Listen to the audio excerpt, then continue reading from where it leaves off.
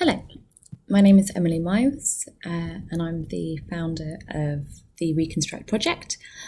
Thank you very much for coming to my session today. For the next 20 minutes, I'm going to talk through how the Reconstruct project started. I'm going to share some of my research findings that I've done whilst undertaking a PhD at University of College London. And I'm going to ask you to also think a bit differently and to challenge ourselves as a group as much as we possibly can in this virtual environment, to think a little bit differently about the way that we approach EDI, equality, diversity and inclusion in the construction industry. Over the next 20 minutes, I will talk through my presentation and I will ask you some questions. So be prepared to take some notes and to have a little bit of reflective time yourself. And then at the end, obviously, I'll be on the chat to take any Q&A that you have. So let's begin. In 2018, I co-authored a report entitled "Where Are the Women in Major Project Leadership?"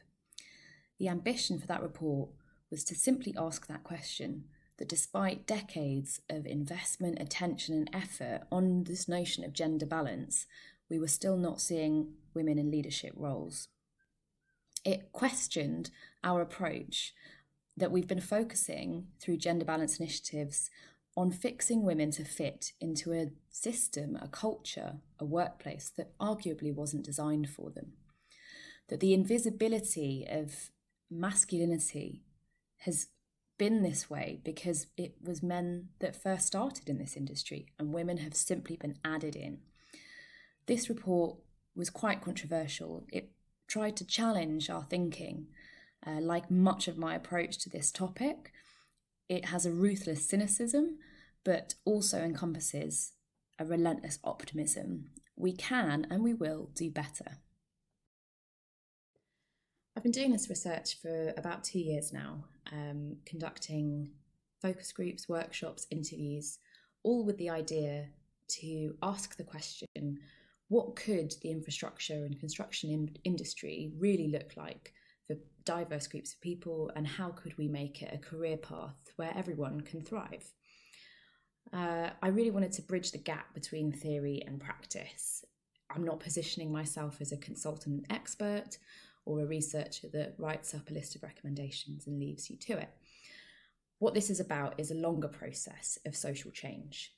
We're building a community and we're asking everyone in it to continuously reflect, challenge, experiment, all with freedom to fail. That's something that first and foremost, I think the construction industry needs to understand and to embrace, that this is about creating a vision or a manifesto of a better industry.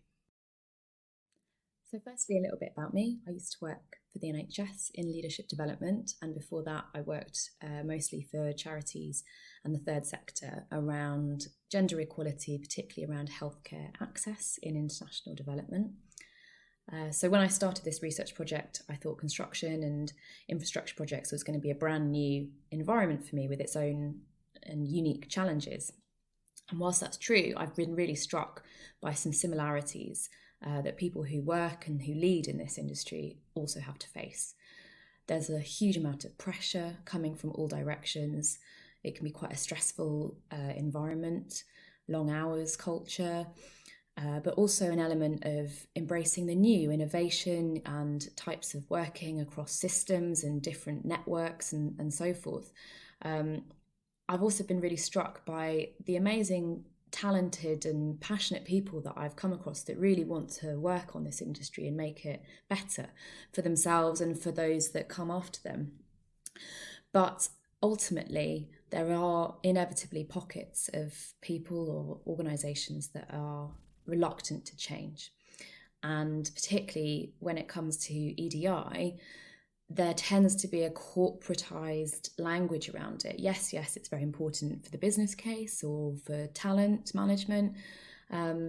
Leaders are kind of beginning to talk the talk on it as an issue, but a lot of the people at a lower level within the organisation are quite frustrated at what they perceive is an unwillingness to walk the walk.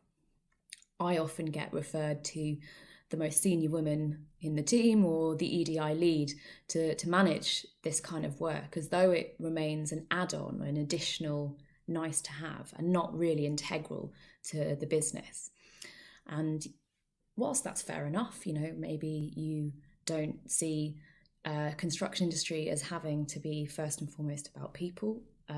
Ultimately, you're never going to deliver the kind of world-beating projects that you want to see unless you really encourage talent and encourage an environment where your people want to come to work and they want to stay. So one of the approaches to research that we use in Reconstruct is a method called appreciative inquiry. And I ran some workshops over the past year using this methodology. And one of the first exercises I would like to invite you to do with me is along the same kind of thinking. So appreciative inquiry starts with the positive. It looks at encouraging more of what works rather than looking at what isn't working and trying to fix the problems. So it's overall a much more positive approach. It can feel sometimes like big transformation is not really achievable, but appreciative inquiry asks us to start at the end point, the best version, and then work our way back. So it can sometimes be quite helpful in any kind of organizational change or strategy, because it both encourages you to really think differently and redefine what the future could look like, whilst also making yourself accountable to take certain steps in order to get there. So we're going to try it. Hopefully this works. It might not. This is quite a strange format for me already in terms of recording myself. Normally I'm used to face-to-face facilitation, so thank you for your patience. But I'm going to leave you on the video for 2 minutes. So either have a moment, have a cup of tea, and just have some thinking time, or grab a pen and paper and start to write down your thoughts. But as I said, Reconstruct is really about building a community of like-minded people, so I want to hear what you have to say.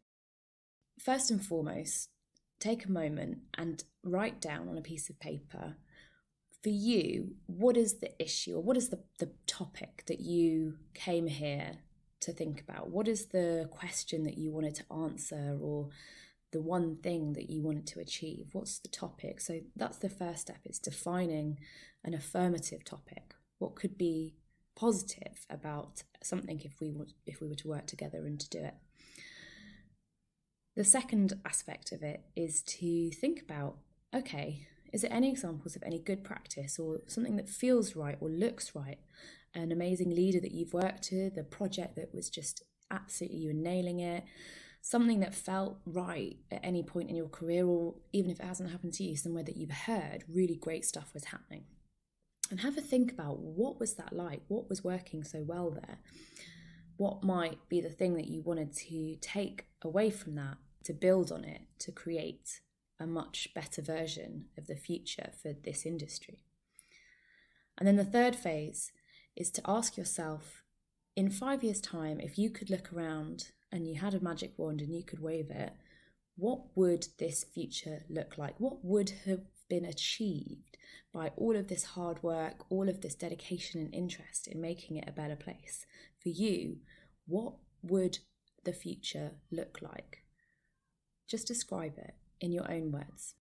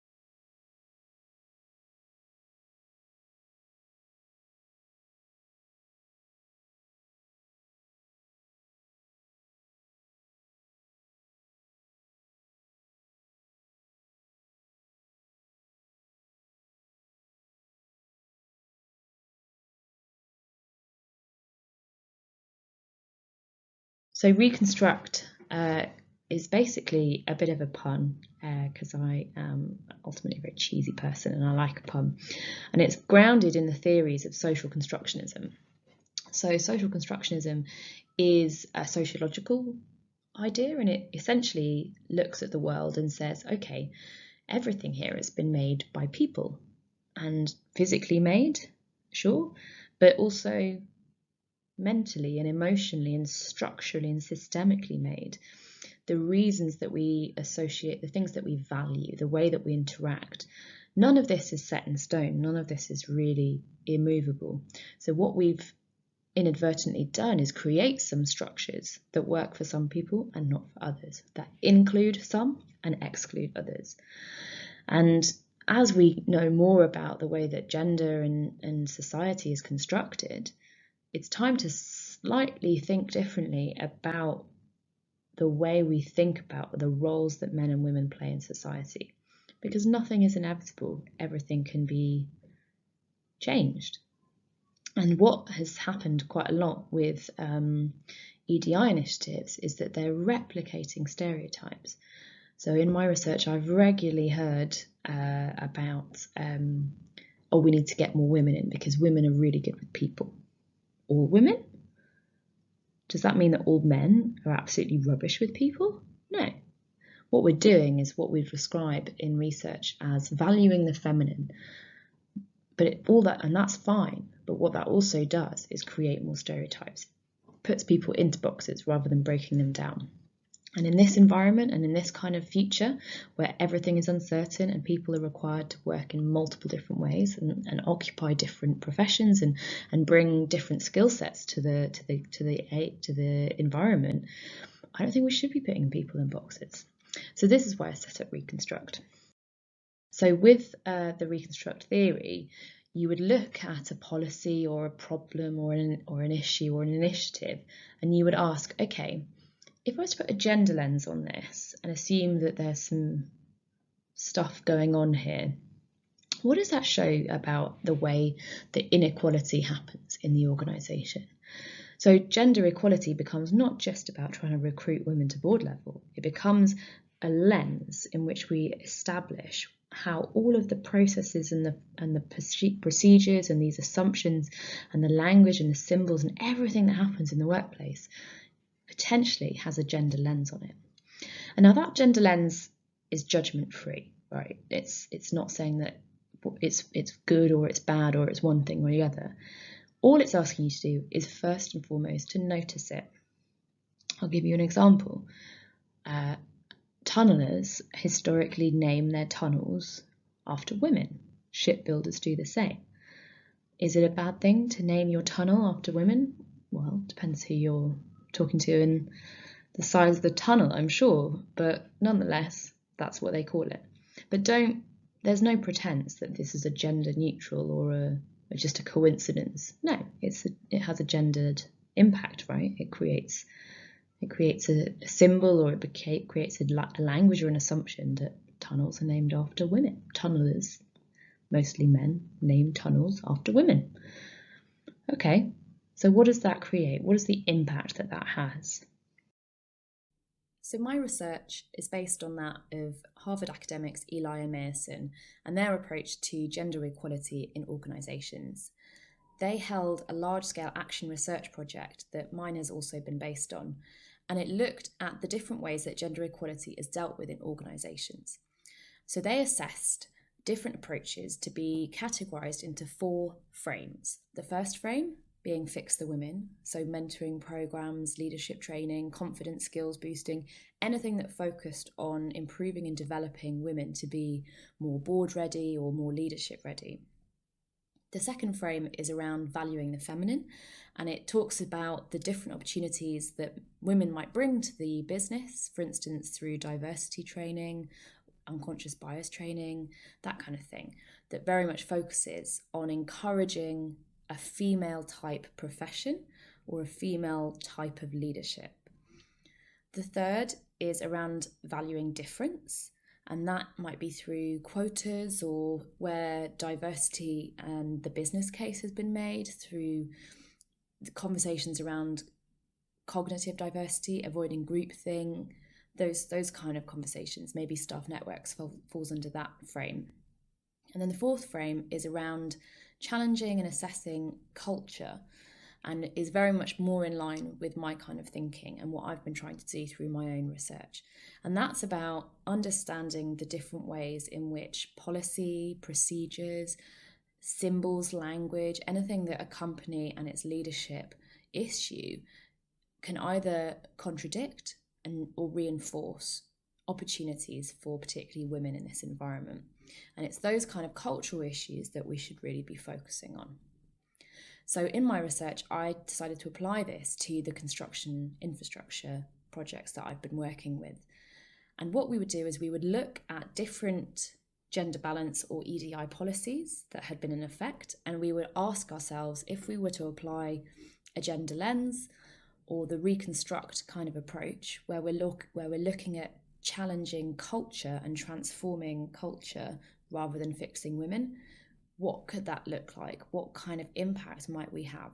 So I'm going to talk you through some examples that we looked at in the hope that you might also want to get involved and maybe do something similar in your own organisation. So the first example is when it comes to flexible working. If your organisation is even allowing flexible working, arguably that's been the biggest shift under COVID, but there's still a huge reluctance because it's associated with lack of productivity or quite an old school way of operating where you have to have meetings or your manager has to be able to see you to believe you're doing your job. And so flexible working is something in itself that is still fairly innovative. So it's hard enough to achieve already. But what we're also now doing is linking flexible working to resolving the gender pay gap. Now, I'm quite cautious about this because what could happen if you were to focus this within one of the first two frames, the fix the women or the value the feminine frame, would be to say women need help, they need more time away from their careers to help do the caregiving. So let's make part-time work more available to women in order to support their progression, in order to resolve the gender pay gap. Now, unfortunately, the maths doesn't actually work like that because you're never going to resolve the gender pay gap if you have women working part-time or flexibly. So realistically, the best thing that you could do from a gender lens in terms of that fourth frame of assessing culture and challenging practices is to enable men and dads and other caregivers to go part-time or to work more flexibly, and enable women who want to and who want to choose to continue to work in full-time, very well-paid careers. That would be the way that we could look at flexible working, rather than focusing on women and how women can adapt. This focuses more on the working environment, and I believe that would give more results. So I wanted to share a video with you to illustrate what I'm talking about when it comes to gender mainstreaming and this gender lens. I'll share the video with you now, but unfortunately I did what we should never do, which was to look at the comments. And I was really struck by the hatred and the dismissiveness of these comments, even more than I normally would be. And it reminded me and brought it down to earth a little bit for me about the fact that we are still facing a huge backlash. There's always been a backlash, it's just taking a different form and it's using the internet. And that is by people that think that this work doesn't apply to them. They hear about diversity and they go, well, that's not about me. Or they say it's political correctness gone mad. And that ultimately is just willfully misunderstanding what we're trying to do with this kind of approach. I don't want to put everyone in a box and make everyone have a gender lens on everything at all times. The point is to ask yourself, is this harmful and is it inevitable? And if it's not, why are we still doing it? Let's change it. And that's kind of the end of it, really. It shouldn't be so controversial. But in this environment, we're still taking these things very deeply personally. And that is very important part of this message is to reinforce that this is about structures, it's about unconscious bias, it's about a whole heap of stuff that we may or may not do deliberately. But if we continue to allow it to happen, that's becoming willful blindness. And that I think we need to stop. So yeah, don't do what I did, don't read the comments, but also let's just remember this amazing quote that men of quality do not fear equality. And that is the kind of people that we want to work with on the Reconstruct project. So if you know someone like that, let me know. So thank you for sitting with me throughout this talk. I hope it's been sufficient interest